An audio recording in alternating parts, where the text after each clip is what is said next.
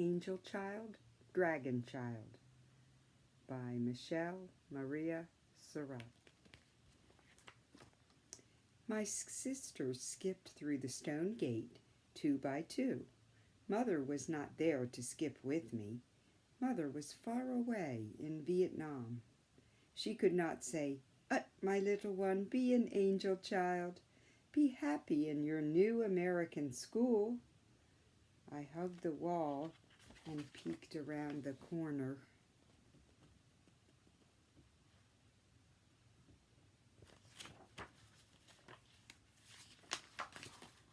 A boy with fire-colored hair pointed his finger. "Pajamas!" he shouted. "They wore white pajamas to school." The American children tilted back their long noses, laughing. I turned away. "I want to go home to Father and little Wang," I said. Chi-Hi's hands curved over my shoulders. "Children stay where parents place them, Ut. We stay." Somewhere a loud bell jangled. I lost my sisters in a swirl of rushing children. "Pajamas," they teased.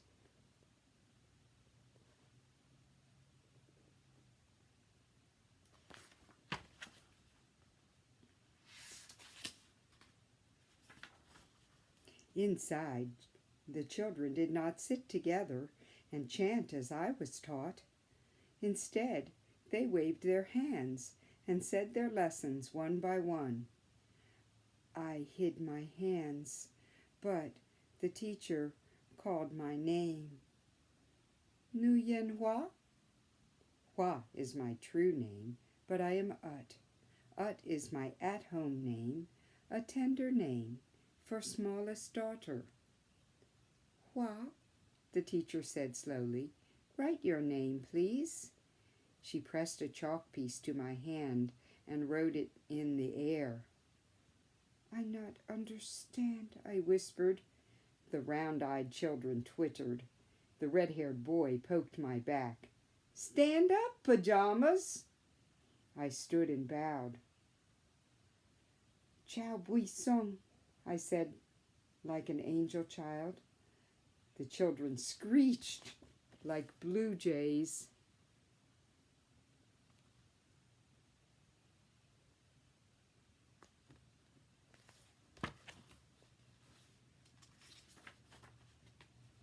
I sat down and flipped my desktop up, hiding my angry dragon face. Deep in my pocket, I felt Mother's gift, a small wooden matchbox with silvery edges. I took it out and traced the Hua Fong on the lid. When I tapped the tiny drawer, Mother's eyes peeked over the edge. "I will keep you safe in here, Mother," I told her. "See? You will just fit beside the crayons." Her listening face smiled. In my heart, I heard the music of her voice. "Do not be angry, my smallest daughter," she said. "Be my brave little dragon." So all day I was brave, even when the children whispered behind their hands and the clock needles ticked slowly. Finally, the bell trilled. "Time for home."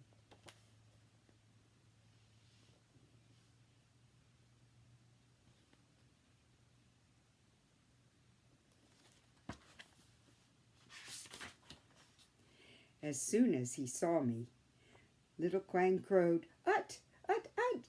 His laughing eyes gleamed like watermelon seeds. I dropped my books and slung him on my hip. There he rode, tugging my hair as I sorted mint leaves and chives. Little Quang strung rice noodles from the cup hooks. Father and I laughed at this happy play.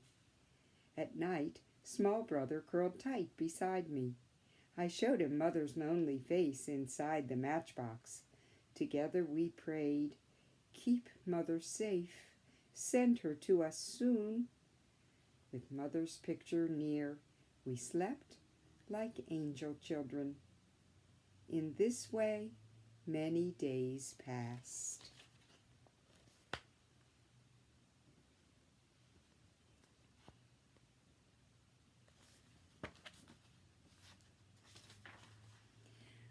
One day at school, small feathers floated past the frosty windows.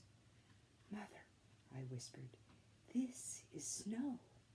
It makes everything soft, even the angry trees with no leaves to make them pretty."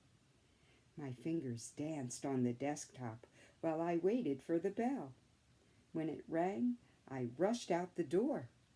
Outside snowflakes left wet kisses on my cheeks. "Gee, hi," I called. "Catch some."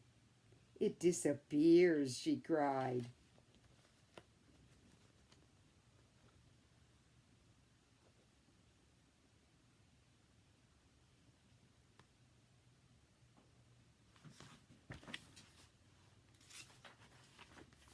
Just as Chi-Hi spoke, a snow rock stung her chin. That red-haired boy darted behind the dumpster. He was laughing hard. I tried, but I could not be a noble dragon. Before I knew it, I was scooping up snow. My hands burned and my fingers turned red. I threw my snow rock and the laughing stopped. Suddenly the boy tackled me. We rolled in the snow, kicking and yelling until the principal's large hand pinched my shoulder. "Inside," he thundered, and he marched us to our classroom.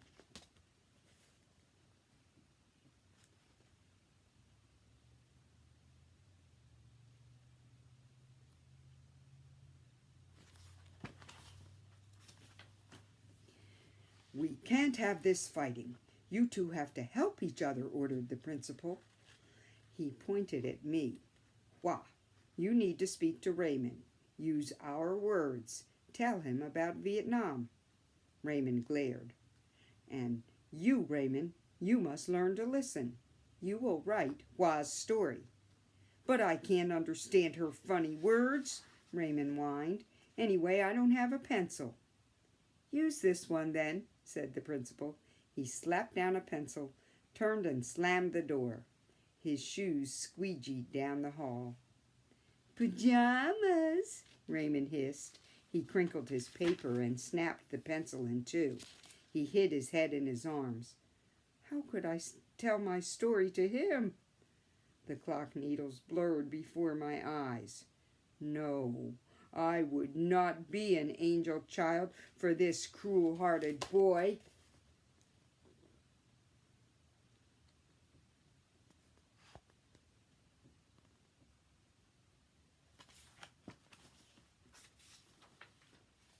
But later, across the room, I heard a sniffle.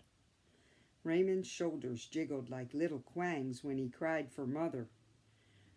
I crept over. Gently, I tugged the sad boy's sleeve. He didn't move. "Raymond," I pleaded, "not cry. I give you cookie."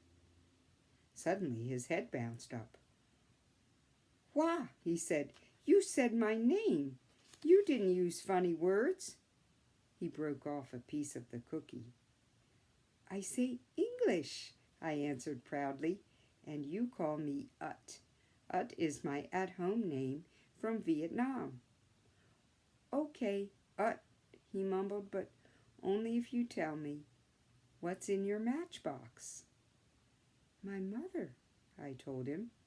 We giggled and ate the cookie crumbs.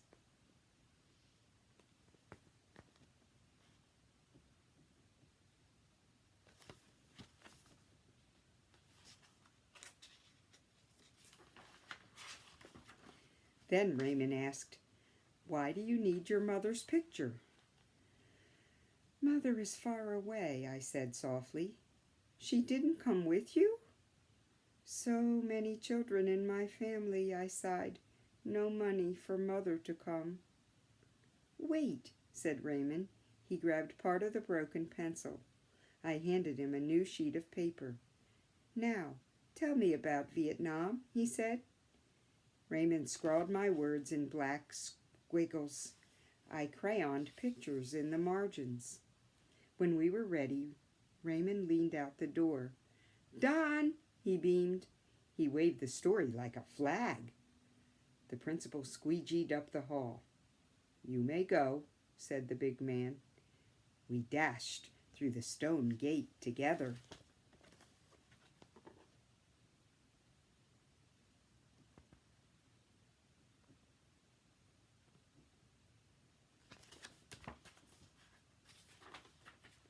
The next day, the principal read our story to the whole school.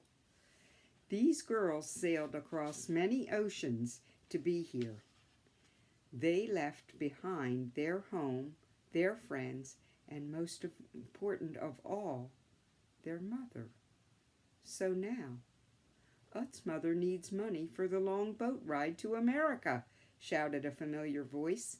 Raymond stood on his chair, and we could have a fair and earn the money. Young man, warned the principal. Raymond slid down in his seat. We could, he insisted. I hid my eyes. I held my breath. Chi-Hai squeezed my hand. A special fair, a Vietnamese fair, my teacher exclaimed.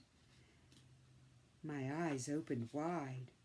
The principal's eyebrows wiggled like caterpillars. But who will help with a Vietnamese fair? Me, cried Raymond. We will, squealed the children.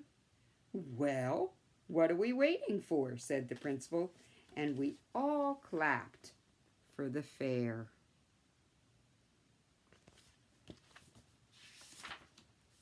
On the special day, I wore my white ao zi and welcomed everyone to our Vietnamese fair.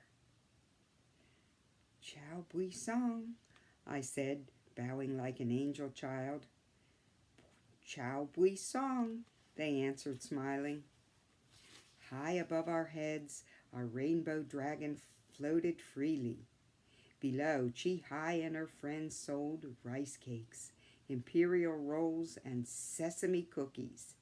Raymond popped balloons and won 3 goldfish. He gave one to little Quang. Don't eat it, he warned. By the end of the day, we had just enough money to send to Mother. When will she come? I wondered.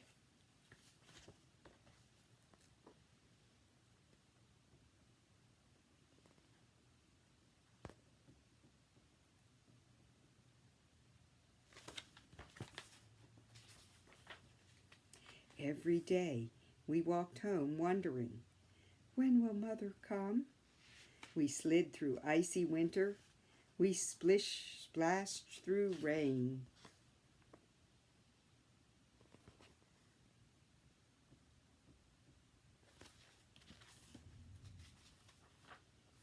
We tiptoed barefoot through the grass, still hoping she would come.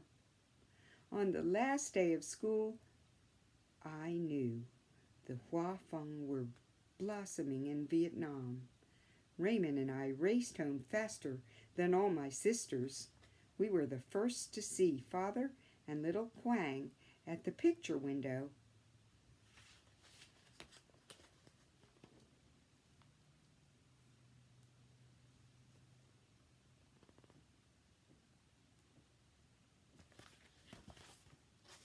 And beside them, Mother.